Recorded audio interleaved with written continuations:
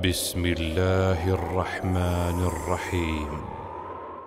در مسند احمد روایت است که ابی بن کعب رضی الله تعالی عنه میگوید دو مرد در نزد پیامبر نسب خود را بیان کردند و یکی گفت من پسر فلانی هستم. تو خودت کی هستی؟ به اوچه گفت.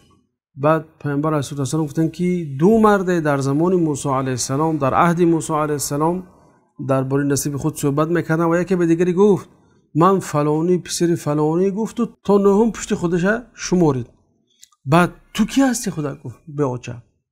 بعد اون مرد گفت که من فلانی پسر فلانی پسر اسلام هستم. با الله تعالی به موسی علیه السلام وحی فرستاد و گفت برای این دو نفر بگو اما ای اونی که تو شماریدی نسب خودت را گفتی تا نهم نفر گفتی، همه 9 نفر در دوزخ هستند و تو دهمشون هستی. اما اینه که دیومی گفت که ای اونی که به 2 نفر خودت نسبت دادی و به پدرت و اسلام، تو در جنت هستی، اونها در جنت هستند و تو سیومی اونها هستی. خب یعنی که چی است؟ مردم به دلشون هست، یعنی که دل چیزی مهمی است و اخلاق چیزی مهمی هست. و اگر برای انسان نسب فایده میکرد، برای ابولهب فایده میکرد که اما که پیغمبر بود.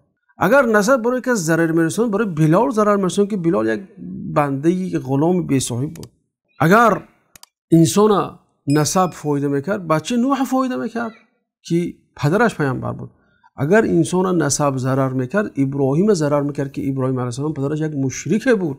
پیامبر در حدیث برای فاطمه گفتن که یا فاطمه بنت محمد اعملی فانی لا اغنی عنک من الله شیئا. ای دختر محمد، ای فاطمه عمل کن، من برای تو هیچ کاری کرده نمیدم در رضای الله تعالی.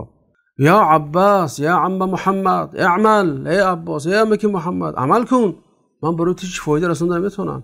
و گفتن که لا یأتینی الناس یوم القیامة باعمالهم و تأتونی بقرابتکم. مردم نمیان که به عملاشون بیایند و شما با قرابتتون، به نزدیکیتون به من پیش من بیایید، یعنی به عمل بیایید، چون که مردم به عمل نزد من میآیند. یعنی که انسان نه به نسبش بلکه به دین و دینداریش بزرگ میشه.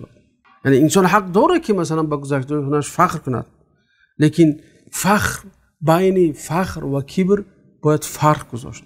نباید که کبر کرد بر دیگران. فخر کردن ممکن است، پیامبر هم میگفتن در حدیثشون به گذشته‌شون فخر میکردن لیکن کبر نمیکردن. السلام علیکم و رحمت الله.